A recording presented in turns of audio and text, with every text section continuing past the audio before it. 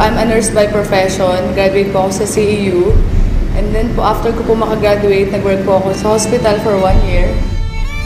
Sobrang nakakapagod po. Yung sobrang toxic po kasi yung mga pasyente po. At the same time po, yung babagan nga po ng sweldo. Kumbaga yung effort mo na magtrabaho dun, parang hindi talaga worth it. Gusto ko talagang makapunta sa ibang bansa, kaya rin ako nag-nursing. Napapagod lang ako, tapos po wala rin ako naiipon. Kung dito lang ako magtatrabaho, walang mangyayari sa future ko. Nung naka 1 year na po ako sa hospital, kumbaga parang na-realize ko na hindi ako para dito sa hospital. Hanggang nag-work ako, nag-apply po ako sa bangko. Kasi nga medyo mas mataas ang sweldo. Ang hirap-hirap magbilang ng perang hindi sa'yo.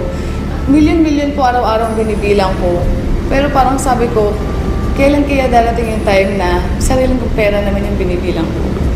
Sa araw-araw po na pagtatrabaho ko sa bangko, aga-aga ko pong gumigising and then late, sobrang late na po ako umuwi. Tapos wala pang 500 yung kinikita ko sa isang araw. Kumbaga talagang hindi po talaga siya worth it na pagtrabahuhan. Minsan, na-short din ako sa bangko. Siyempre, kailangan mong bayaran yun, di ba?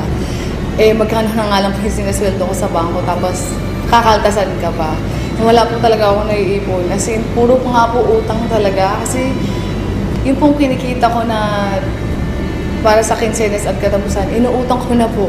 Kaya po pag halimbawa sweldo na po, dumadaan lang sa palad ko at kailangan ko nang bayaran yung mga dapat ko pong bayaran. Naisip ko, paano na yung future ko? Kapag kung ganito lang ng ganito. Etong negosyo na to, pinagdasal ko kasi talaga siya. Nung after ko pong magdasal, actually, mga ilang days lang namit ko po si Upline Jong Jorge, na isa rin po sa mga Millionaires Club ng Royal.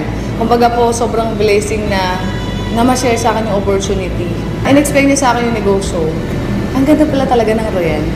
At the same time, yung products ng Royal napakaganda at sobrang dami ng produkto. Ang kumpanya very stable. As in, nung napakinggan ko yung negosyo ng Royal, yung pananaw ko sa buhay, sobrang nag-iba. Sabi ko, meron palang ganitong opportunity. Bakit ngayon ko lang nga talaga pinakinggan?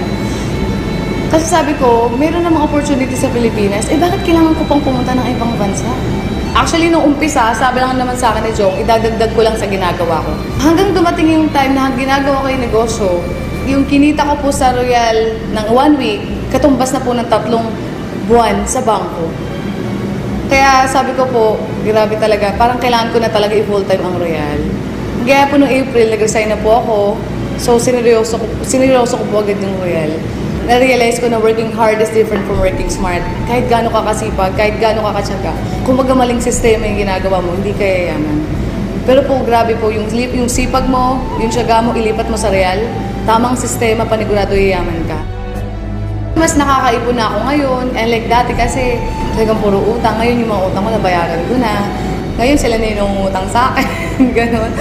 Noon, gumigising ako ng sobrang aga kasi may pasok ako eh. Ngayon, nung nag-Royal ako, gumigising lang ako kapag tapos na ako matulog. After 7 months lang, nakabili po ako ng brand new Ford Fiesta because of Royal Business Club. Kaya sobrang thankful po ako, buti na lang may Royal. Lahat po naging negative sa akin, sobrang naging positive po sila. Yung pera na dati sa bangko, sobrang pagod ako magbilang ng perang hindi akin. So nakakatawa dito sa Royal, sariling pera ko na yung binibilang ko. Doon ko nakita na yung magulang ko po sobrang proud sa akin. Kumbaga kahit hindi ako nakapag-ibang bansa, kayang-kaya kong tuparin yung mga pangarap ko kahit dito lang sa Pilipinas. Kasi may Royal Business Club. Tsaka dito nakakatulong ka sa mga tao eh.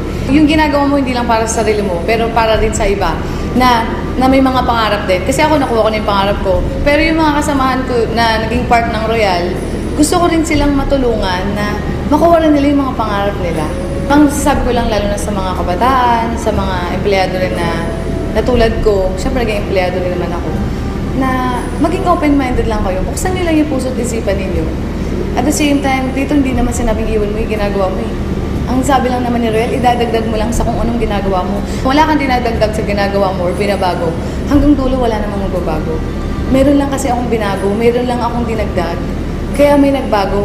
Kumbaga yung mga pangarap ko, nakuha ko because of Royal Business Club. Buti na lang may Royal.